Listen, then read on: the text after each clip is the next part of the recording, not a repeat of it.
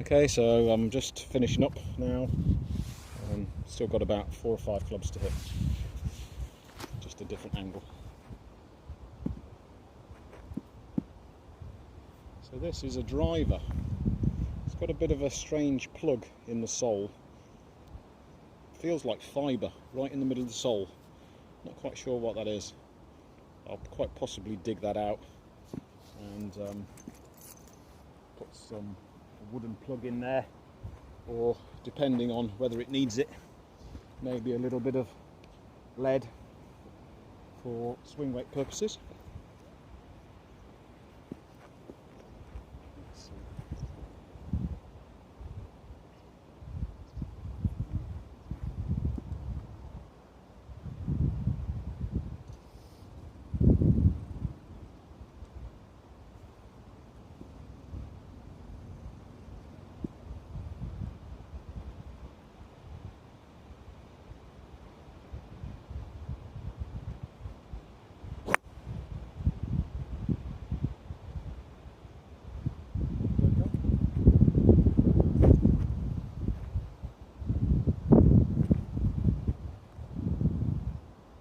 The other thing to say about hickory woods, in my experience, is you have some that are,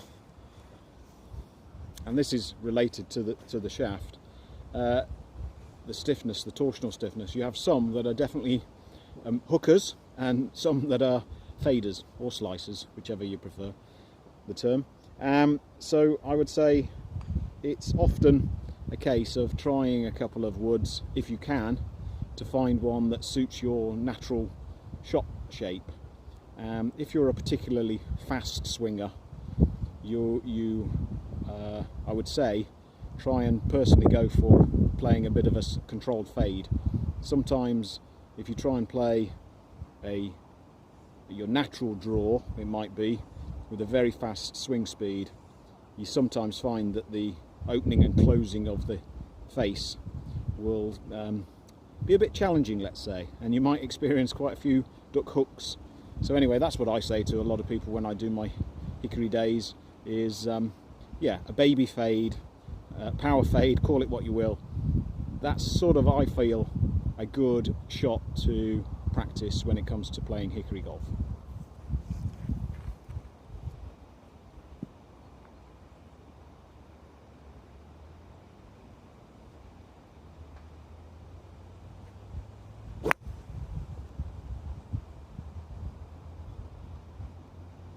Just like that, really.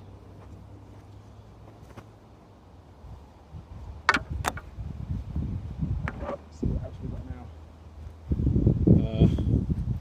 A rather chunky, quite a deep face on this Brassy. It has not a full brass sole plate, but you might have seen them where they have like a triangle of brass. 4 fixings at the front, 1 at the back. But this, I would expect this has got, well, I can feel it's got quite a good heft, quite a high swing weight to it. Be interesting to see how this goes.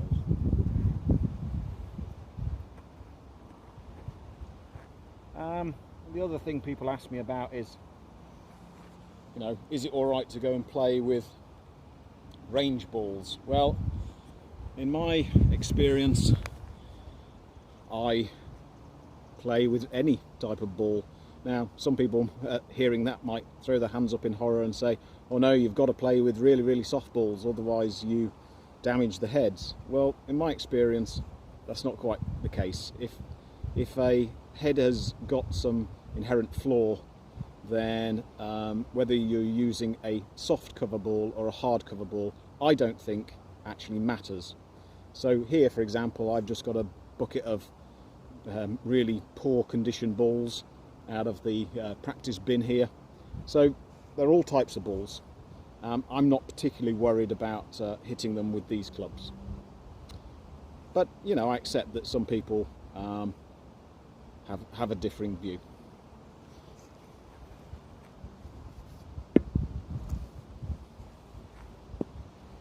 The grip's a bit slippy on this at the minute. Many decades of use, I would say.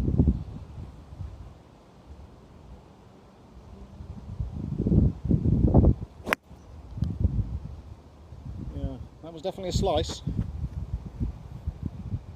Maybe the extra weight, swing weight, is promoting a slice. See if I've got a little tea in my pocket. I'll try and set up for a bit of a slice. See how that goes.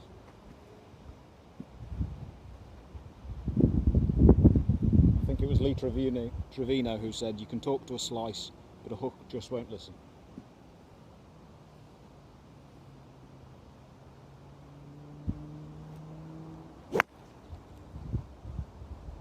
More than I would like, but better than the shot before. Interesting.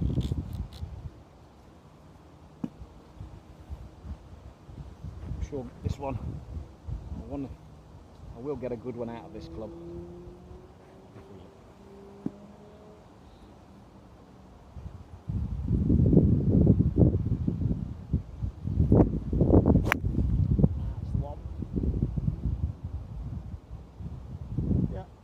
Still a fade come slice, but I would think that would be an acceptable drive. See if I can try and play a draw come hook, see what happens with this.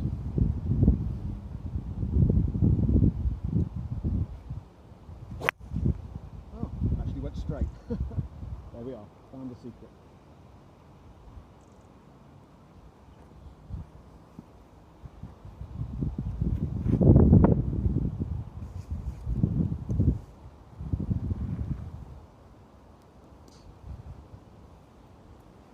Definitely a higher swing weight than I'd say the majority of clubs.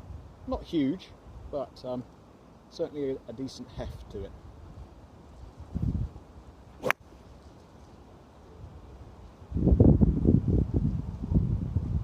It's not too bad. Any more? This one. What does that say?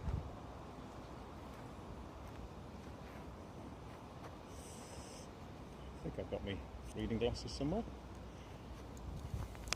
Let's see. Well,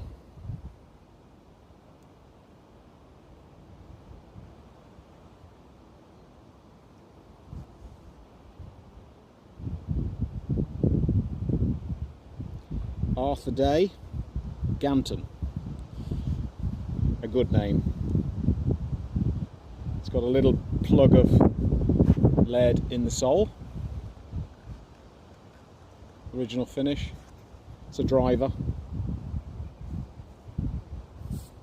Seems nice.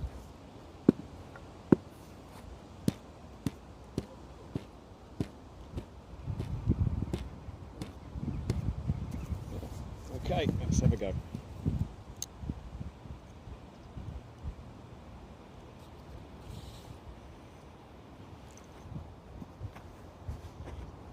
Dig out a few more balls here.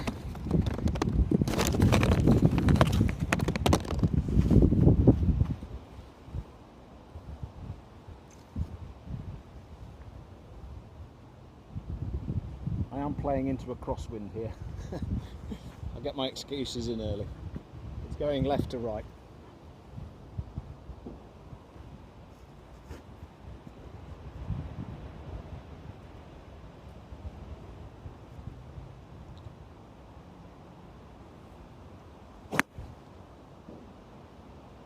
Quite high.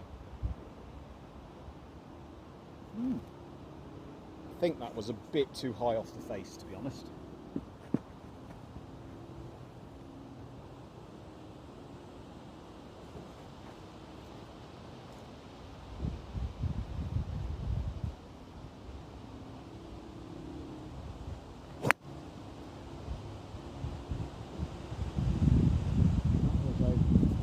Almost a hook.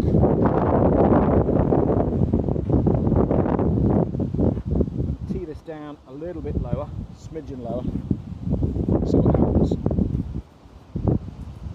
Wind's getting a little bit stronger now.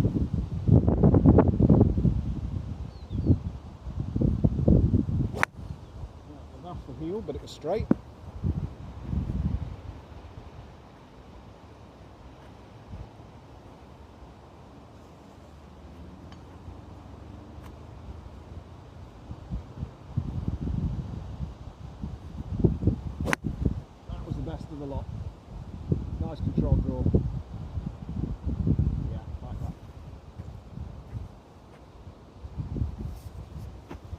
So that was the Arthur Day Bantam. Somebody will love that, I'm sure. What have we got now? Ah, a Forgan and Sons, Scotia, driver, original sheepskin grip. I would say probably a little bit earlier than most. Maybe, could be as early as 1910, rather than a 1920. Don't know, we'll see. Somebody will know out there when the Scotia brand started being used by Forgan and Sons. Just feels a little bit earlier club to me.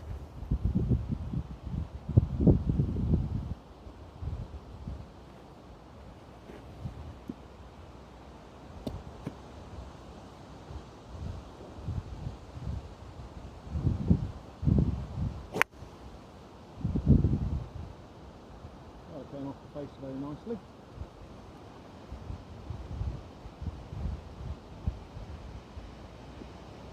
Yeah, I wouldn't be disappointed with that.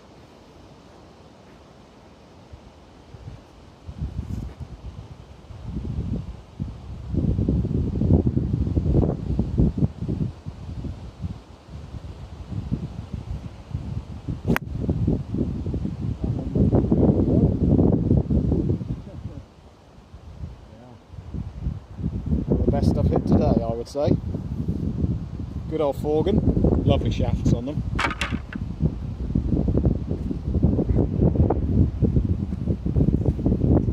I'm hoping this is still recording. Yep. Otherwise I'm ended up talking to myself for a good few minutes.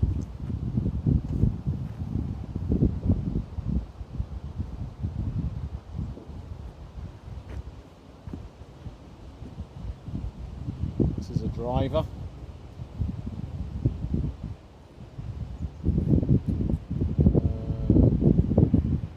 Raisbeck with a sort of brass plate on it that says driver on it.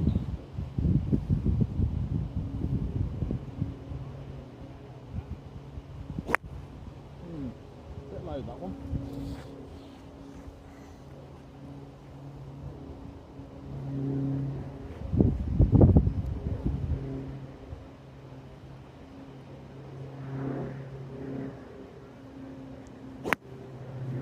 So, oh, maybe getting a little bit tight now.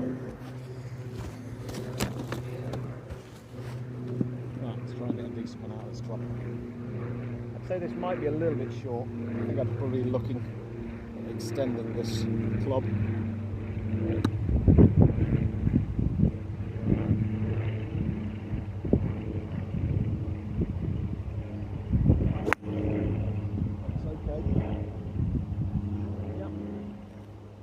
Reasonably happy with that.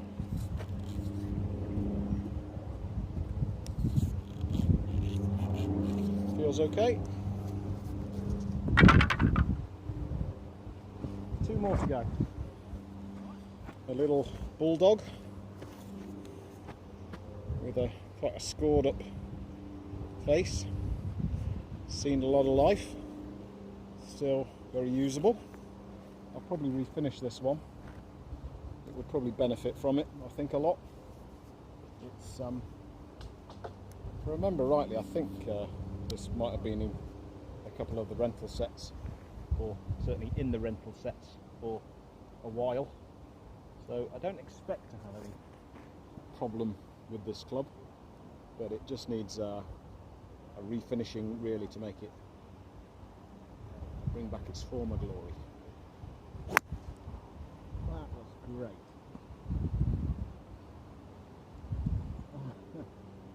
Wow, that just sort of nearly hit the 150-yard flag. Absolutely great, that was.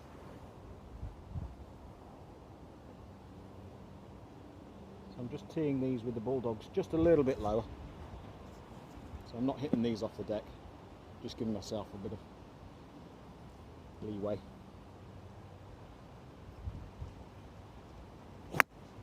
And almost exactly the same. Maybe maybe I won't sell this club after all.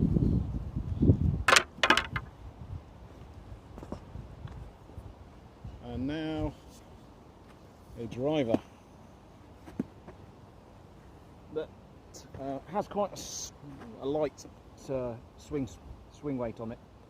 In fact, I've not extended it. It's just quite a light swing weight.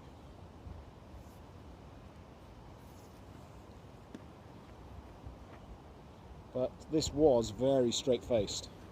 It was ridiculous. In fact, it was probably about, if I remember rightly, less than about 8 degrees. So I've added some loft to it. This will probably go in the rental sets, to be honest.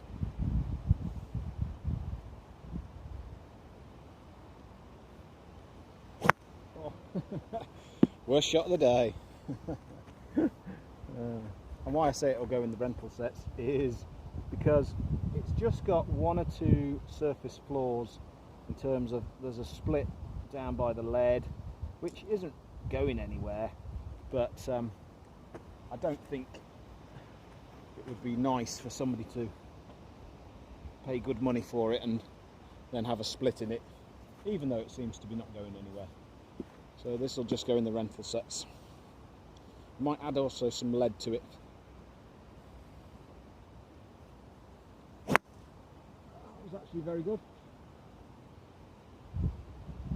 A little bit hooky, but nothing to get too despondent about. One more, I think, with this one.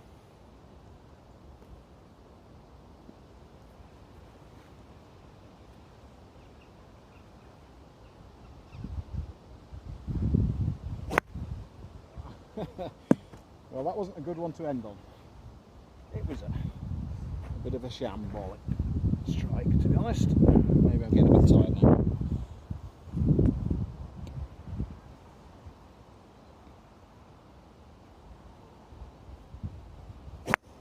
Right, it's the last one. Well,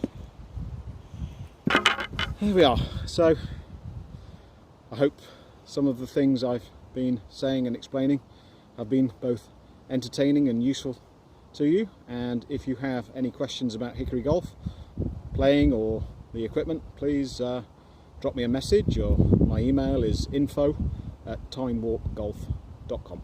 Thanks for watching. Bye.